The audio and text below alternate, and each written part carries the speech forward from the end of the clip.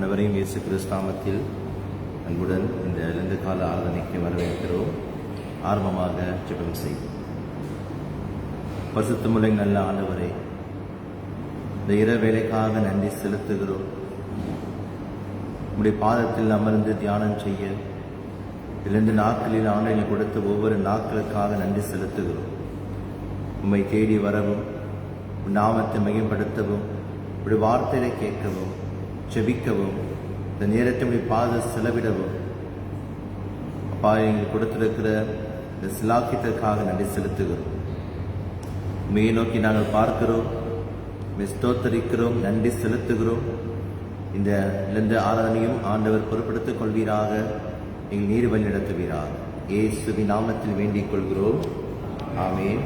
எழுந்து நின்று பக்கம் 47 மகிமை அடையும் இயேசு ராஜனே என்ற பாடலை நாம் பாடுவோம். பக்கம் 47 மகிமை அடையும் இயேசு ராஜனே. பக்கம் 47 மகிமை அடையும் இயேசு ராஜனே, மாறாத நல்ல மேய்ப்பனே. மகிமை அடையும் இயேசு ராஜனே, மாறாத நல்ல மேய்ப்பனே. உந்தன் திருநாமம் வாழ்க, உலகெங்கும் அரசு வருக. உந்தன் திருநாமம் வாழ்க, உலகெங்கும் அரசு வருக.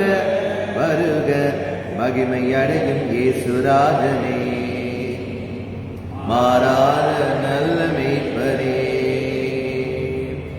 உலகமெல்லாம் மீட்படைய ஜீவன் தந்தீரையா. உலகமெல்லாம் மீட்படைய ஜீவன் தந்தீரையா. மகிமை அடையும் இயேசு ராஜனே, மாறாத நல்ல மேய்ப்பனே. பாவமெல்லாம் கழுவிடவே ரத்தம் சிந்தீரே. பாவமெல்லாம் கழுவிடவே ரத்தம் சிந்தீரே. மகிமை அடையும் இயேசு ராஜனே, மாறாத நல்ல மேய்ப்பனே. சாபமெல்லாம் போக்கிடவே முள்முடி தாங்கினீரே. சாபமெல்லாம் போக்கிடவே முள்முடி தாங்கினீரே. மகிமை அடையும் இயேசு ராஜனே, மாறாத நல்ல மேய்ப்பனே. என் பாடுகள் ஏற்றுக்கொண்டீர், என் துக்கம் சுமந்தீரையா. என் பாடுகள் ஏற்றுக்கொண்டீர், என் துக்கம் சுமந்தீரையா.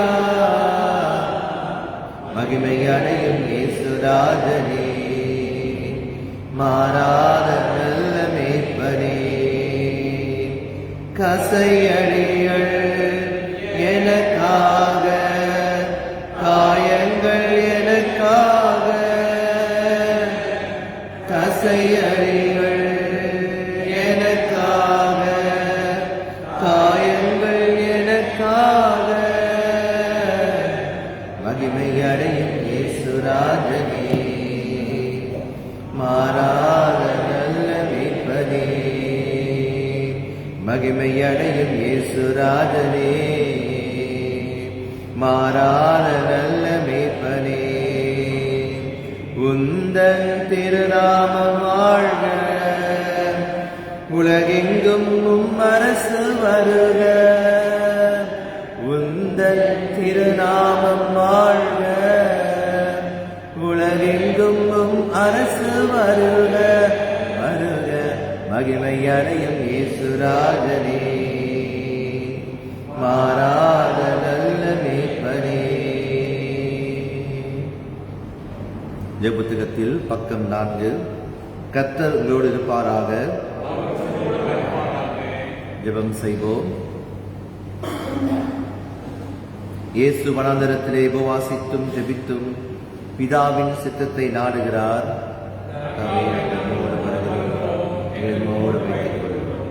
தேவனை கேட்கும் வழிகள் நொறுகுண்ட ஆவிதான், நொறுகுண்டதும் நறுகுண்டதுமான இருத்து நீர் புறக்கணியீர். கர்த்தாவே எனக்கு இரங்கும், நாங்கள் பாவிகள். இங்கு தேவனாகிய ஆண்டவரிடத்தில் இரக்கங்களும் மன்னிப்புகளும் உண்டு என்ற போதிலும் அவருக்கு விரோதமாக நாங்கள் கலகம் பண்ணினோம். கர்த்தாவே எனக்கு இரங்கும், நாங்கள் பாவிகள். 3ஆம் பகுதி ஜெபம் சென்று ஜெபம் செய்வோம். எல்லா இருதயங்களையும் எல்லா விருப்பங்களையும் எல்லா ரகசியங்களையும் அறிந்திருக்கிற சர்வ வல்லமையுள்ள தேவனே, நாங்கள் தேவனிடத்தில் பரிபூரணமாய் அன்பு கூறவும் உமது பரிசுத்த நாமத்தை உத்தமமாக மகிமைப்படுத்தவும் எங்கள் கர்த்தராகிய கிறிஸ்து நிமித்தம் உமது பரிசுத்த ஆவியின் ஏவுதலால் எங்கள் இருதய சிந்தனைகளை சுத்தம் பண்ணியோ. ஆமென். பக்கம் 6 நின்று கால ஜெபம் செஞ்சுபிப்போம். சர்வ வல்லமை உள்ள நித்திய பராபரனே, தேவரீர் சிறுச்சபையில் ஒன்றையும் பகையாதவரும் பாவ நிமித்த மனசாப்படுகிற யாவருக்கும் மன்னிக்கருமாய் இருக்கிறீர். எங்களுடைய பாவங்களை குறித்து நாங்கள் துக்கித்து புலம்பி எங்கள் எதிர்பாக்கியத்தை அறிக்கையிட்டு சம்பூர்ண இரக்கமுள்ள தேவனிடத்தில் குறைவற்ற பாவ விமோசனத்தையும் மன்னிப்பையும் பெறத்தக்கதாக எங்களுக்குள்ளே நொறுகுண்ட புதிதான இருதயத்தை சிருஷ்டிக்க வேண்டும் என்று எங்கள் கர்த்தராகிய இயேசு கிறிஸ்து மூலமாய் வேண்டிக் கொள்கிறோம். ஆமென். இந்த வாரத்துக்கான சுருக்க ஜெபம் எந்த காலத்தில் 4ஆம் ஞாயிறு சுருக்க ஜெபம் கடைசி பக்கத்தில் இருக்கிறது. நாம் சேர்ந்து ஜெபிப்போம். எல்லாம் வல்ல பிதாவே, திருக்குமாரன் சிலுவையில் மரணத்தை உத்தரிக்கும் முன் அவருடைய மகிமையில் வெளிப்படுத்தப்பட சித்தம் கொண்டீரே. நாங்கள் அவரோடு கூட பாடு அனுபவிக்க பலப்படுத்தப்பட்டவர்களாய் மகிமை மேல் மகிமை அடைந்து அவருடைய சாயலில் மருவமாக்கத்தக்கதாக அவருடைய மகிமையை உணர்ந்து கொள்ள எங்களுக்கு விசுவாசத்தை அருள வேண்டும் என்று உம்மோடும் பரிசுத்த ஆவியோடும் ஒரே கடவுளாக இப்பொழுதும் எப்பொழுதும் ஜீவித்து அரசாளுகிற அவரை முன்னிட்டு வேண்டிக் கொள்கிறோம். ஆமென். அமருங்கள். வேத பாடம் வாசிப்போம். சங்கீதம் 109. சங்கீதம் 109. Psalm 109. ராக தலைவனுக்கு ஒப்புவிக்கப்பட்ட தாவீதின் சங்கீதம். நான் துதிக்கும் தேவனே, மௌனமாயிராதே. திருமாக்கனுடைய வாயும் கபட்டு வாயும் எனக்கு விரோதமாய் திறந்திருக்கிறது. கள்ள நாவினால் என்னோடே பேசுகிறார்கள். பகை உண்டாக்கும் வார்த்தைகளால் என்னை சூழ்ந்து கொண்டு முகாந்திரம் இல்லாமல் என்னோடே போர் செய்கிறார்கள். என் சிநேகத்திற்கு பதிலாக என்னை விரோதிக்கிறவர்கள் என் சிநேகத்திற்கு பதிலாக என்னை விரோதிக்கிறார்கள். நானோ ஜெபம் பண்ணி கொண்டிருக்கிறேன். நன்மைக்கு பதிலாக எனக்கு தீமை செய்கிறார்கள். என் சிநேகத்துக்கு பதிலாக என்னை பகைக்கிறார்கள். அவனுக்கு மேலாக துஷ்டனை ஏற்படுத்தி வையும். சாத்தான் அவன் வலது பக்கத்தில் இருப்பானாக. அவன் நியாயம் விசாரிக்கப்படும் போது குற்றவாளியாக கடவன்.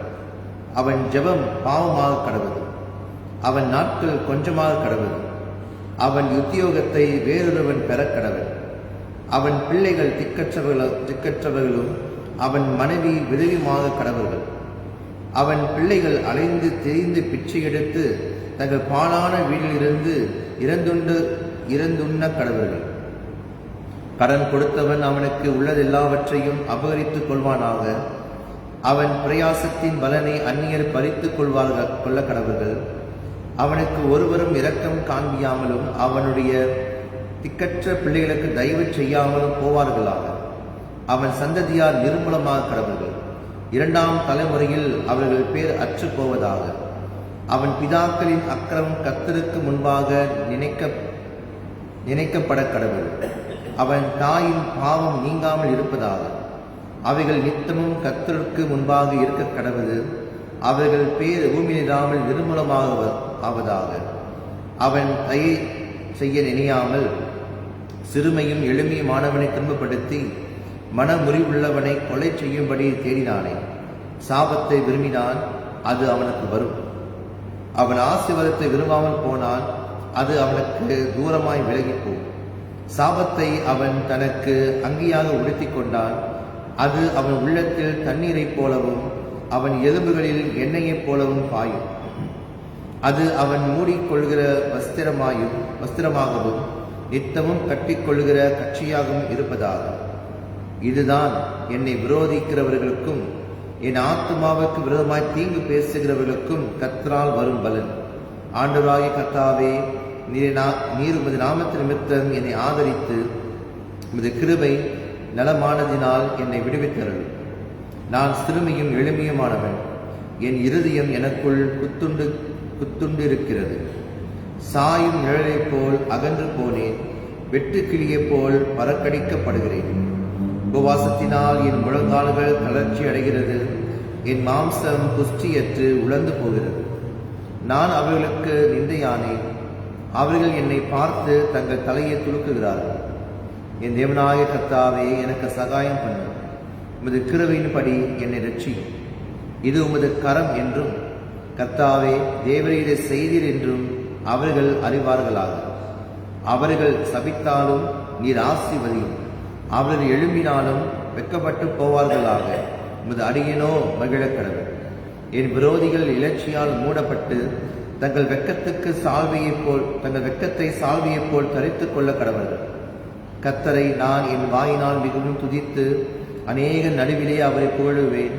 ஆக்கணிக்குள்ளாக தீக்கிறவர்களில் நின்று இளைவனுடைய ஆத்மாவை ரட்சிக்கும்படி அவர் அவன் வலது பாசத்தில் நிற்பார். பிதாவுக்கும் குமாரனுக்கும் பரிசுத்த ஆவிக்கும் மகிமை உண்டாவதாக. ஆதிலும் இப்போதும் எப்போதுமான சதா காலம் மகிமை உண்டாவதாக. ஆமென். எங்கள் இயேசுக்கு நல்ல ஆண்டவரே, உம்முடைய வார்த்தையை நாங்கள் புரிந்து கொள்ளவும், உம்முடைய சங்கீதங்களை நாங்கள் அறிந்து கொள்ளவும், உம்முடைய வார்த்தையின்படி நடக்கவும் ஆண்டவர் உதவி செய்வீரார். இயேசுவின் நாமத்தில் வேண்டிக் கொள்கிறோம். ஆமென். இந்த சங்கீதம் ஒரு வித்தியாசமான சங்கீதம். படிக்கிறப்ப நீங்களே பார்த்துருப்பீங்க, இப்படிலாம் ஒரு வேத வாக்கியம் பைபிள் இருக்கிறதா அப்படின்னு நினைக்கிற அளவுக்கு ஒரு சங்கீதம். படிக்கும் பொழுது நமக்கே கொஞ்சம் கஷ்டமா இருக்கிற ஒரு சங்கீதம். ஒருவேளை நீங்க கூர்ந்து கவனித்தீர்களானால் அது உங்களுக்கு புரியும் ஏன் நான் சொல்றேன் அப்படின்னு.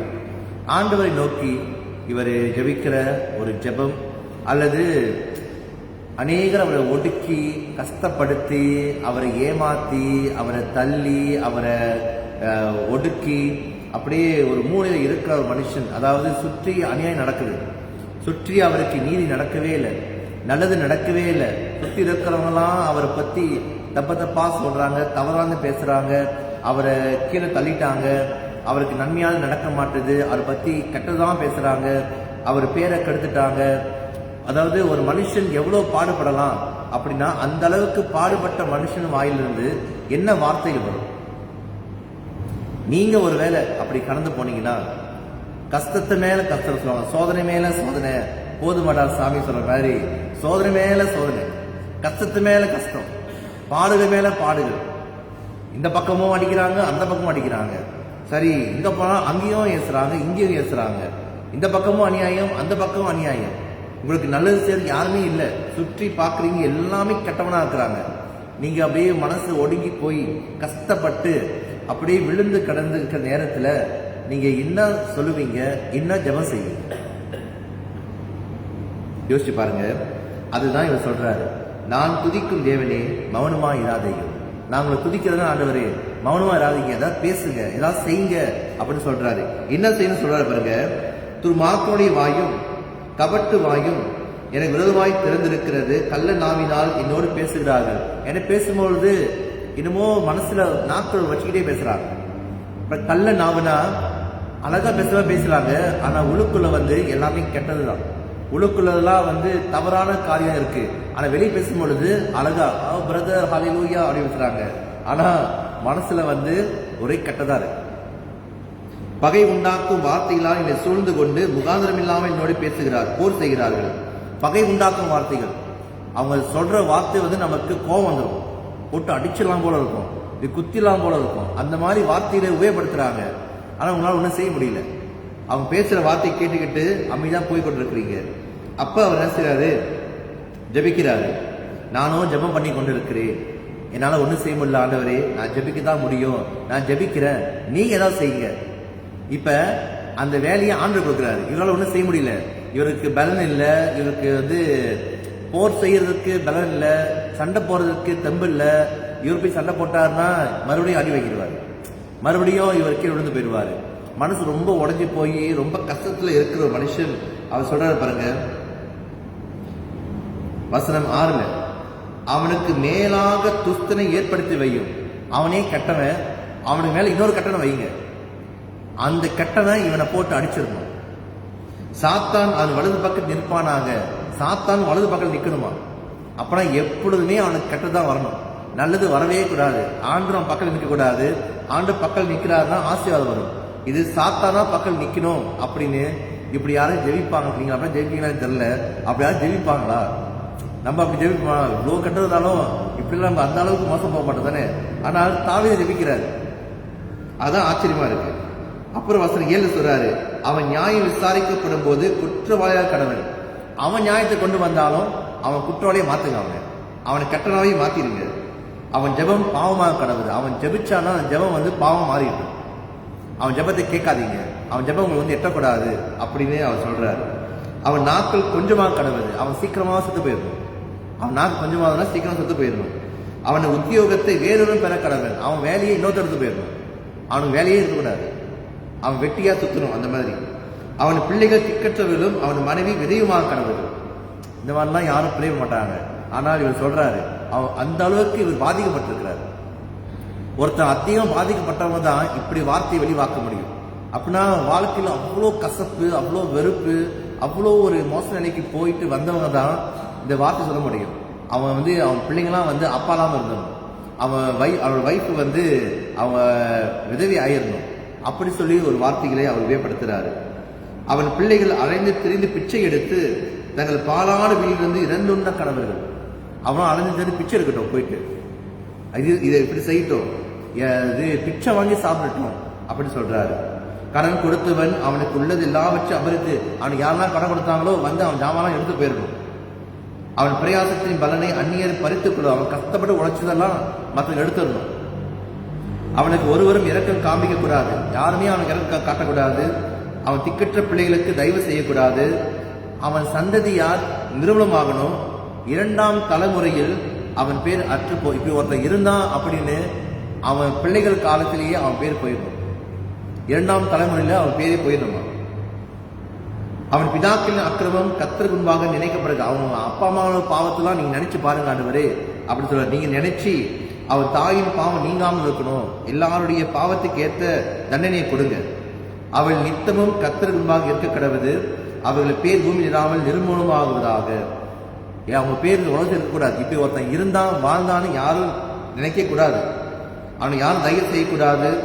சிறுமியும் எளிமையானவனை அவன் ஏன் அப்படி ஆனா அப்படி சொல்றாரு காரணம் சொல்றாரு. சொன்னதெல்லாம் இப்படி ஆகணும்னு சொல்லிட்டு ப்ரே பண்றாரு. ஒரு இதை நீங்க எப்படி பார்க்கணும்னா, மனசு வெறுத்து போயிட்டு ஒருத்தன் ஜெபிக்கும் பொழுது இந்த வார்த்தைகள்லாம் உபயோகப்படுது. ஒரு புலம்பல்.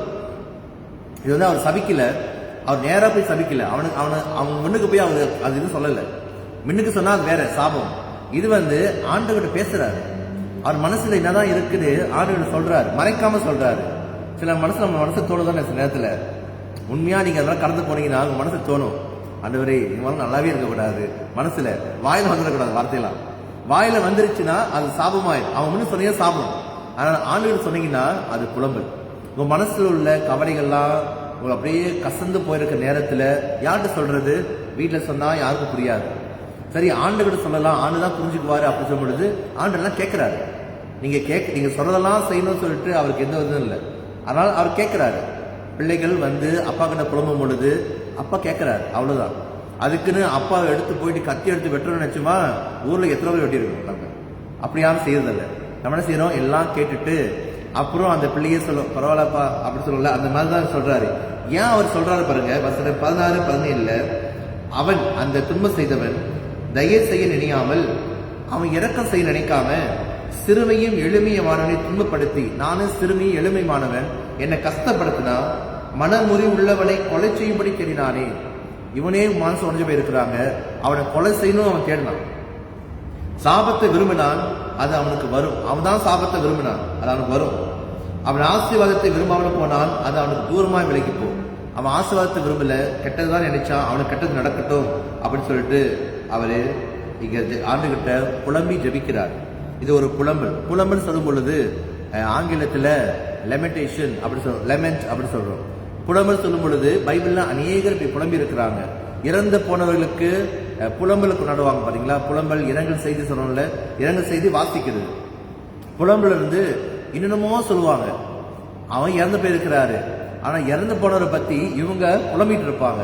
புலம்பி என்ன சொல்லுவாங்கன்னா, நான் அவனை காப்பாத்தாம போயிட்டேனே, என்னாலதான் அப்படின்னு சொல்லிடுவாங்க, இவனால செத்து போயிட்டாங்க அப்படின்னு. அவரு செத்து போயிருப்பாரு ரொம்பலாவே, ஆனா இவங்க சொல்லிடுவாங்க, நான் தான் அவனை காப்பாத்தாம போயிட்டேன், நான் தான் அவனை கண்டுக்காம போயிட்டேன், என்னாலதான் உயிர் போயிருச்சு, என்னாலதான் அப்படி ஆயிடுச்சு, அவனால அப்படி ஆயிடுச்சு, இவனால ஆயிடுச்சு சொல்லிட்டு எல்லாரும் சபிப்பாங்க, மனவுவாங்க, புலம்புவாங்க. இவர் சத்துருவை குறித்து சொல்றாரு. சத்துருவை குறித்து தாவீது தன் சத்துருக்கள் குறிப்பிட்ட ஆளு, நானும் யாரும் குறிப்பிட்டு சொல்லல, குறிப்பிட்ட ஆளு சொல்லல. அவர் என்ன சொல்றாருன்னா, சுத்தி இருக்கிற சத்துருக்களை குறித்து அவர் சொல்றாரு. அவர் விரோதமாய் எழும்பி இருக்கிறாங்க. ஒருவேளை பெலிஸ்தீனா இருக்கலாம், ஒருவேளை சவுலா இருக்கலாம், இல்ல ஒருவேளை சவுல பிள்ளைங்களா இருக்கலாம், அல்லது வேற ஒரு குரூப்பா இருக்கலாம். விரோதிகள் தாவீதுக்கு நிறைய இருந்தாங்க. தாவீது 40 வருஷம் அரசாட்சியில நிறைய விரோதிகள், நிறைய கெட்டவர்கள், தாவீது எப்படியாவது கீழே விழுந்து போயிடணும் நினைச்சவங்க நிறைய பேர் இருந்தாங்க. ஆனா ஆண்டவர் தாவீது பக்கம் இருந்தாரு. தாவீதை நேசித்தனால ஆண்டவர் தாவீதுடைய செங்கோலை, தாவீதுடைய அரசாட்சியை ஸ்திரப்படுத்தினார். ஆனா விரோதமாய் வந்தவங்க நிறைய பேர் இருந்தாங்க.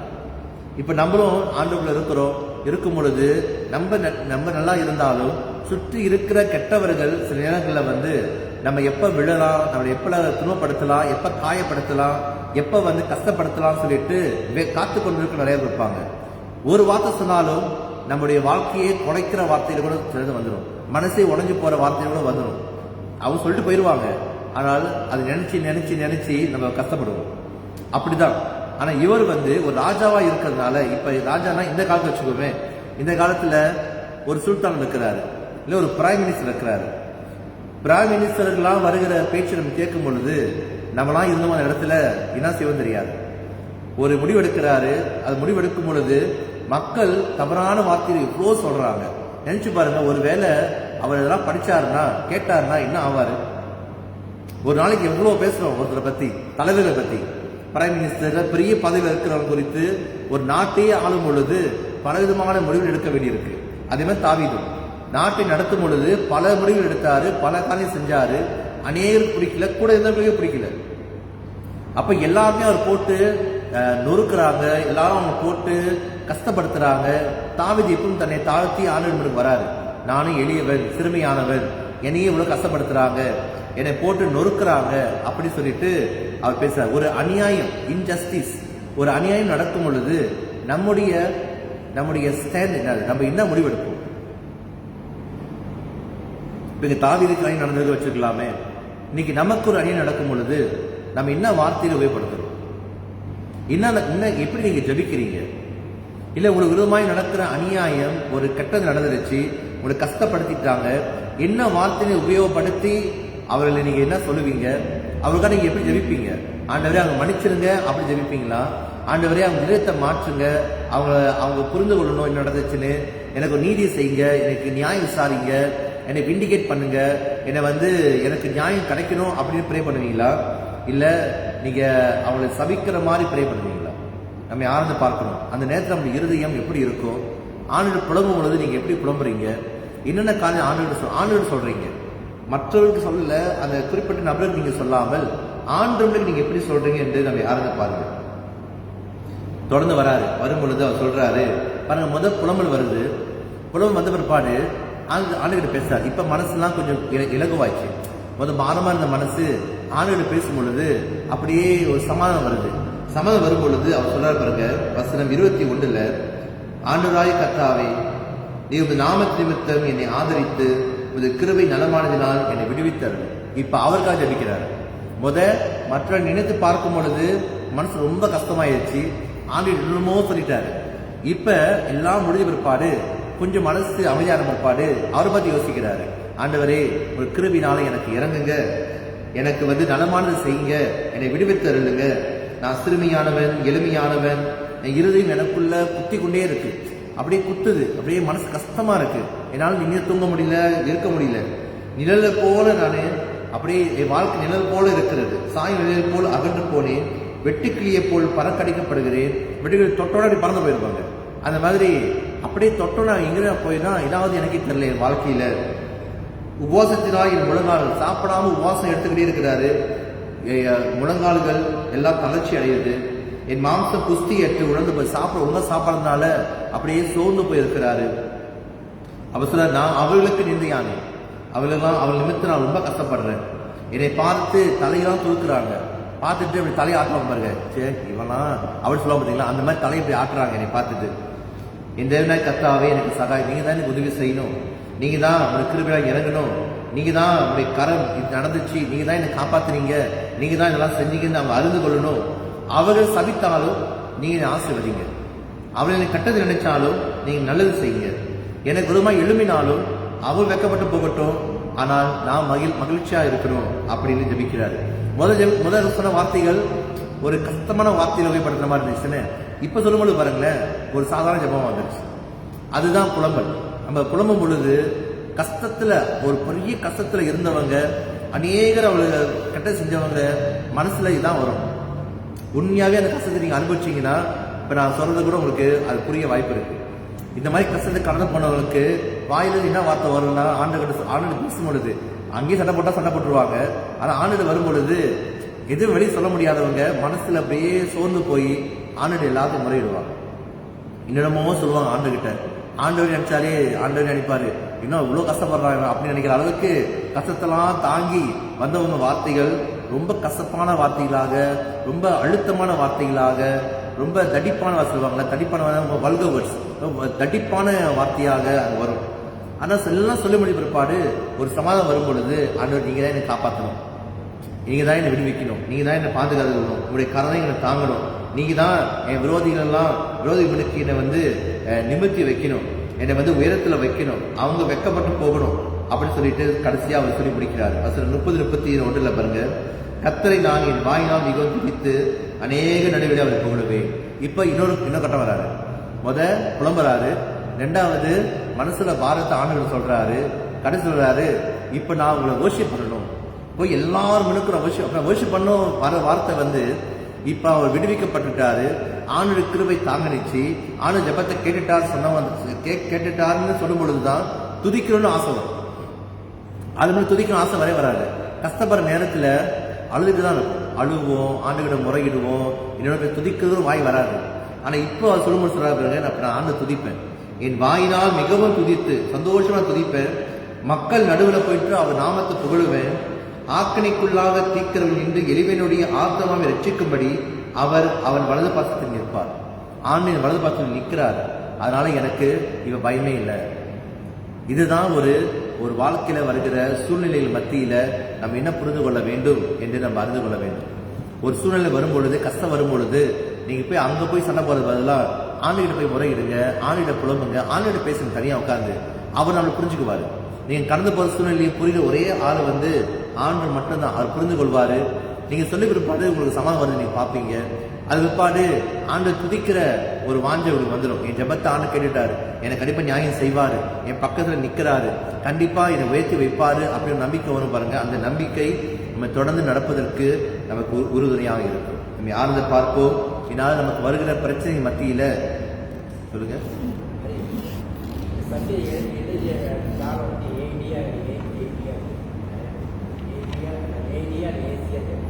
அப்படின்னா ஏடினா கிறிஸ்து முன்னு தான் எழுதிருப்பா, கிறிஸ்து பிறகு எழுதிக்க மாட்டாங்க.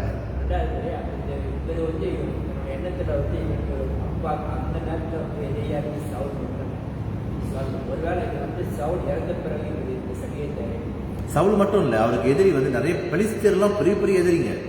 சவுல் ஒருத்தர் தான் அவரு. ஆனா சவுல் அவரு சமைச்சிருக்க மாட்டாங்க கண்டிப்பா. ஏன்னா அவரே சொல்லியிருக்காரு, நான் கர்த்தர் அபிஷேகம் பண்ண நான் சமைக்க மாட்டேன், கை வைக்க மாட்டேன் சொன்னவர் கண்டிப்பா கஷ்டப்பட்டு இருப்பாரு. அப்சுலம் பத்தி அவர் எழுதியிருக்கிறாரு, அப்புறம் சவுல் பத்தி எழுதியிருக்கிறாரு, கபியில உட்கார்ந்து எழுதியிருக்கிறாரு. இந்த மாதிரி மோசமா எழுதுனதில்லை. இதான் ஃபர்ஸ்ட் டைம் அவர் இவ்வளவு மோசமா எழுதியிருக்காருன்னா அவருக்கு இன்னமும் பெரிய பாடு நடந்திருக்கு, இன்னமும் ஒரு கஷ்டம் நடந்திருக்கு. அவரால் தாங்கிக் கொள்ள முடியாத பாடு. தாவீதே வொர்ஷிப் பண்றவர், ஆண்டவர் அவ்வளோ நம்பி வாழ்ந்தவர், அவரால் தாங்கிக் கொள்ள முடியாத ஒரு பாடு வந்திருக்குன்னா அது நம்மளால புரிந்து கொள்ள முடியல. எவ்வளவு கஷ்டப்பட்டிருப்பாரு அப்படின்னு. உண்மையா ஒரு கஷ்டம். எனக்கு சந்தேகம் கண்டிப்பா சவுலா இருக்காது, அப்சலோமா கூட அவர் அப்படியே ஏசிருக்க மாட்டாரு, சவுல கூட அப்படி ஏசிருக்க மாட்டாரு. ஒருவேளை சவுல் சொல்லியிருந்தா கூட சவுல் பேரும் அற்று போயிடுச்சுதான். 2ஆம் தலைமுறையில அவருடைய பேரு 3ஆம் தலைமுறைக்கு வந்தாரு. அவருடைய பேரப்பிலாம் வந்தாங்க, எடுத்து வச்சுக்கிட்டாரு, கூட வச்சுக்கிட்டு வேலையெல்லாம் கொடுத்தாரு. மெவிபோசேத் எல்லாம் இருந்தாங்க. ஆனா 3 தலைமுறைலாம் வந்தாங்க. இவர் சொல்ற 2ஆம் தலைமுறையிலேயே அவங்க போயிடணும் அப்படின்னு. யாரோ அவர் ரொம்ப பாதிப்பு உண்டாக்கிட்டாங்க. நிறைய பேர் அவருக்கு நிறைய எதிரிகள் இருந்தாங்க. அதனாலதான் சாலமோன் வரும் பொழுது அந்த எதிரிகளாம் கொண்டுட்டு சாலமோன் ஆட்சியில சமாதானமா வச்சிருந்தாரு. தாவீதா எல்லாத்தையும் கொண்டாரு, எல்லாத்தையும் கொண்டுட்டு மகன் வரும் பொழுது அந்த ஆட்சி நல்லா இருக்கும்னு சொல்லிட்டு இவர் எல்லாம் சொல்லி முடிச்சாரு சாலமோனுக்காக. நம்ம ஆனந்து பார்ப்போம். கண்டிப்பா சங்கீதம் மாதிரி படிச்சு பாருங்க. படிச்சு பார்க்கும் பொழுது கொஞ்சம் ஆரஞ்சு பாருங்க. இப்படிலாம் சொல்லி ஜெபிச்சு எழுதியிருக்காரு பைபிள்ல. அது வச்சிருக்கிறாங்க நமக்குன்னா அது என்னன்னா இப்படி கடந்து போகிற சூழ்நிலை இருக்கிறது. சில பேர் கடந்து போறாங்க. ஒருவேளை நம்ம இந்த அளவுக்கு மோசம் போயிருக்க மாட்டோம், அந்த மாதிரி மோசம் போறவங்க இருக்கிறாங்க.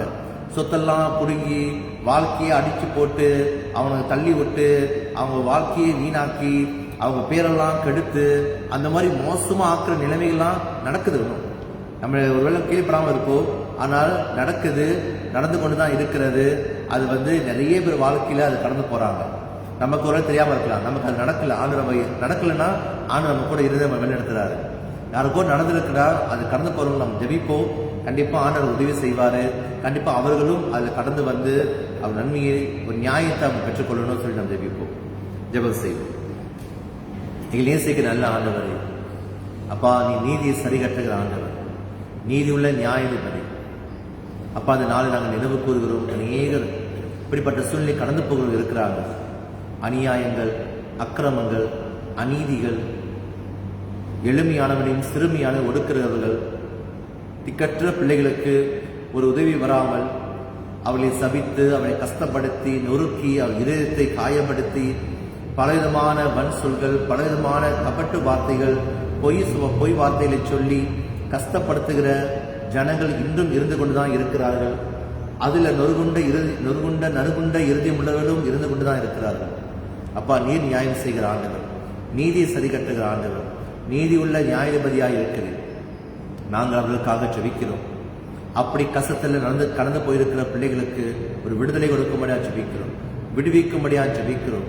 அவள் இதயத்தின் பாரங்கள் வேதனைகள் மத்தியில உம்முடைய பிரசன்னம் அவளை சூழ்ந்து கொள்ளட்டும். உம்முடைய கிருபை அவளை தாங்கும்படியா ஜெபிக்கிறோம். அவள் விடுவிக்கப்பட்டு அவளுக்கு வேண்டிய நியாயம் கிடைத்து அவர்கள் மறுபடியும் தலை நிமிர்ந்து வாழ ஆண்டு உதவி செய்வீராக. எப்பொழுது நம்மை துதிக்கிறோம். அப்பா கஷ்ட காலத்திலும் இடுக்கண் காலத்திலும் துக்கப்படும் நேரத்திலும் ஆண்டவர் நீர் மட்டும்தான் எங்கள் சகாயம். நீங்க தான் எங்களை புரிந்து கொண்டு எங்களை வழிநடத்துகிற ஆண்டவர். உங்களுடைய கிருபை எப்பொழுதும் எங்களை தாங்கும்படியாக பலப்படுத்தும்படியாக இயேசுவின் நாமத்தில் வேண்டிக் கொள்கிறோம். ஆமேன், ஆமேன். நம்ம எழுந்து நின்று விசுவாச பிரமாணத்தை அறிக்கையிடுவோம். பக்கம் 8. அப்போஸ்தலர் விசுவாச பிரமாணம். நாம் சேர்ந்து சொல்லுவோம். வானத்தையும் பூமியையும் படைத்த சர்வவல்லமையுள்ள பிதாவாகிய தேவனை விசுவாசிக்கிறேன். அவருடைய ஒரே குமாரனாகிய நாதர் இயேசு கிறிஸ்து விசுவாசிக்கின்றேன்.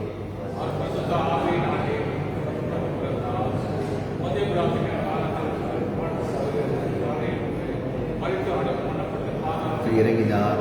3ஆம் நாள் மருத்துவருந்து எழுந்தருளினார். பரமண்டத்துக்கு ஏறி சர்வவல்லமையுள்ள பிதாவாகிய தேவனுடைய வலது பாசத்தில் வீற்றிருக்கிறார். அவ்விடத்திலிருந்து உயிரோரையும் மருத்துவம் நியாயத்திக்க வருவார். பசுத்த ஆவி விசுவாசிக்கின்றேன். பொதுவாக இருக்கிற பசுத்த சபையும் பசுத்துவமான ஐக்கியமும் பாவ மன்னிப்பும் சரீரம் உயிர்த்தெழுதலும் நித்திய உயரும் என்று விசுவாசிக்கிறேன். ஆமேன். ஜெபம் செய்வோம். தேவனை நோக்கி பார்ப்போம். அதிகமாக நேசிக்க நல்ல ஆண்டவரே, இந்த நாளில் அப்பா அநேக இடங்களில் பேரிடர்கள், அநேக நிலநடுக்கங்கள், மியான்மரில் இருக்கிற இடங்கள், தாய்லாந்து, இப்படி பல இடங்களில் நிலநடுக்கம் இருப்பதை நாங்கள் கேள்விப்படுகிறோம். அநேகர் அங்கு கஷ்டப்பட்டு கொண்டிருக்கிறார்கள்.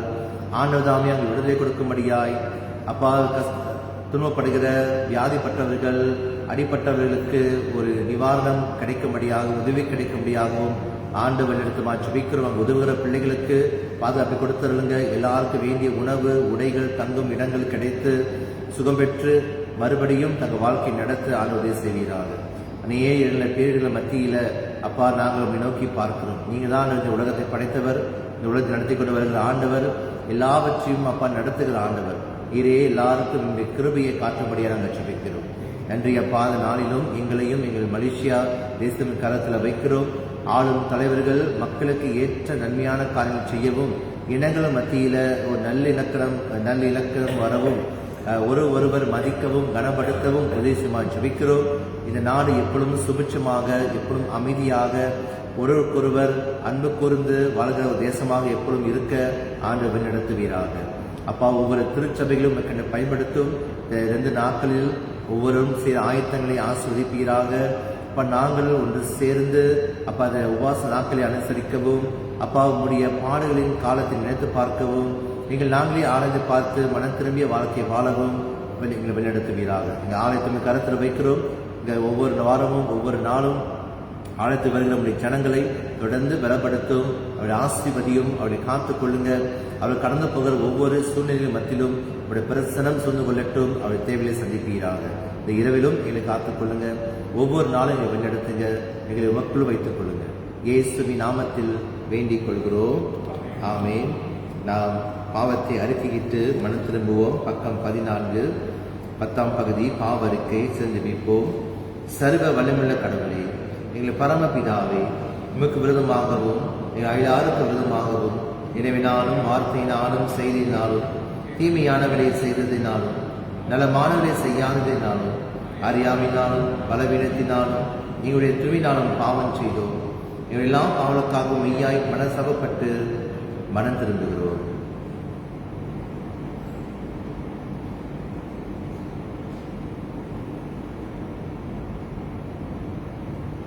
தொடர்ந்து எங்களுக்காக மரித்த நம்முடைய குமாரன் இயேசு கிறிஸ்துவின் மூலம் எங்களுடைய கடந்த கால பாவத்தை மன்னித்து நம்முடைய நாம மகிமைக்காக நாங்கள் புது வாழ்க்கையுடன் சேவிக்க அணுகது தரலும்.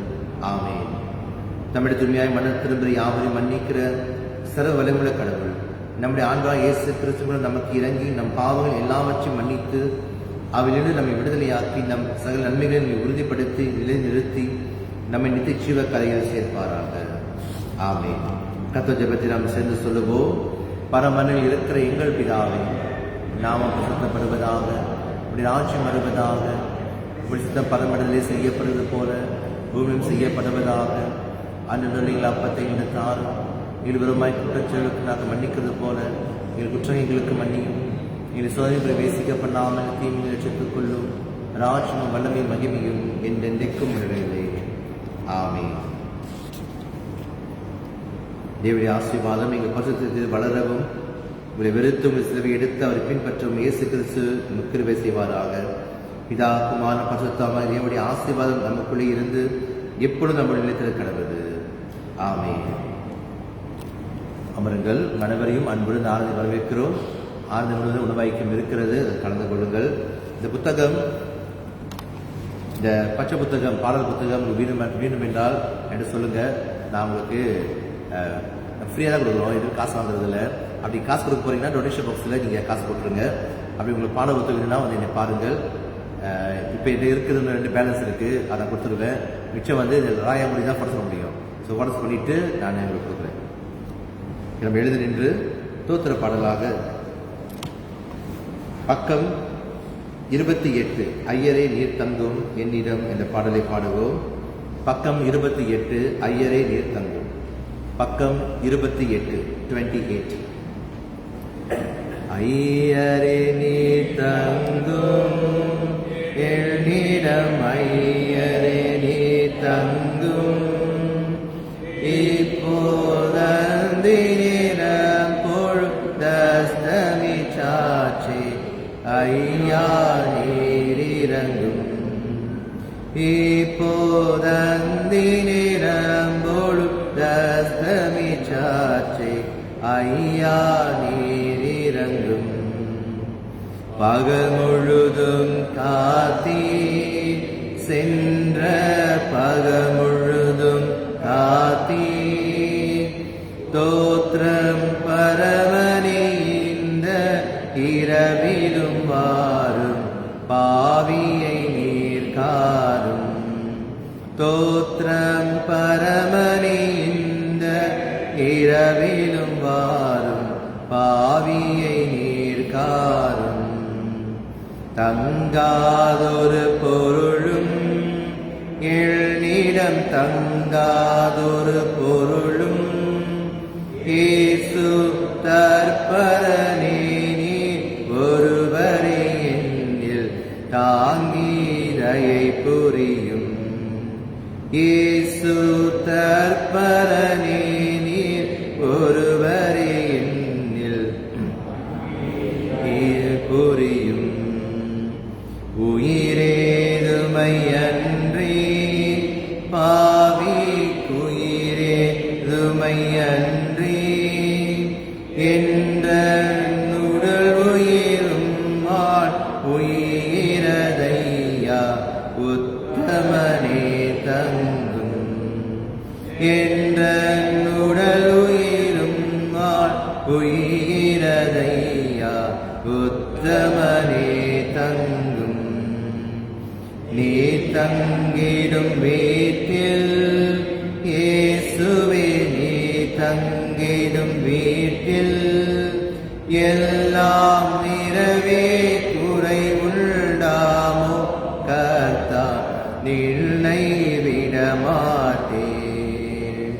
எல்லாம் நிறைவே குறை உண்டாமோ கர்த்தா நின்னை விடமாட்டேன். என் பாவம் மணியும் இறையே என் பாவம் மணியும் அப்போதெடியலுமோ நயர்வே நிரவில் எனக்கோ திகிலேது. அப்போதெடியலுமோ நயர்வே நிரவில் எனக்கோ திகிலேது. எனக்கு நீர் காவல் என்றும் எனக்கு நீர் காவல் என்ற நினத்தார் ஜனத்தார் எளியோர் வலியோர் எல்லாவர்க்கும் காவல் என்ற நினத்தார் ஜனத்தார் எளியோர் வலியோர் எல்லாவர்க்கும் காவல். உம்மோடே படுப்பே ஐயா உம்மோடே படுப்பே இரவில் உம்மோடையவே சேதமில்லாமல் உம்மோடெழுந்திருப்பே. இரவில் உம்மோடையவே சேதமில்லாமல் ஐயா எழுந்திருப்பே. ஐயரே நீ தங்கும் எழ்நிடம் ஐயரே நீர் தங்கும். இப்போதந்திரம் பொழுதஸ்தமி சாட்சி ஐயா நீதிரங்கும். இப்போதந்திரம் பொழுதஸ்தமி சாட்சி ஐயா நீதிரங்கும். ஜெபம் செய்வோம். நேசிக்க நல்ல ஆண்டவரே, இரவிலும் நீ அழைத்து வந்த கிருபைக்காக நன்றி. அப்பா, வீடு திரும்பொழுது எங்கள் பிரியாணை பொருட்படுத்திக் கொள்வீராக. நல்ல நித்திரையை கொடுத்து, நல்ல ஓய்வை கொடுத்து, நல்ல சொப்பனை கொடுத்து அப்பா எங்கள் வழிநடத்துமா ஜெபிக்கிறோம். நாளை தினம் ஒரு புது கிருபையால் நிரப்பி எங்களை காத்துக் கொள்வீராக. தயத்துக்கு உணவுக்காக ஜெபிக்கிறோம். உணவு ஐக்கியத்தையும் ஆசிர்வதியும் கொடுத்த கரங்களுக்காக நன்றி. அவளை ஆசிரியப்பீராக. பெற்றுக்கொள்வது எங்களையும் தொடர்ந்து பலப்படுத்தும். இயேசுவின் நாமத்தில் வேண்டிக் கொள்கிறோம். ஆமென். என் ஆத்துமாவே கர்த்தரை ஸ்தோத்திரி, என் முழுவதுமே பரிசுத்த நாமத்தை ஸ்தோத்திரி. என் ஆத்துமாவே கர்த்தரை ஸ்தோத்திரி, கர்த்தர் செய்த சகல உபகாரங்களை மறவாதே. ஆமென்.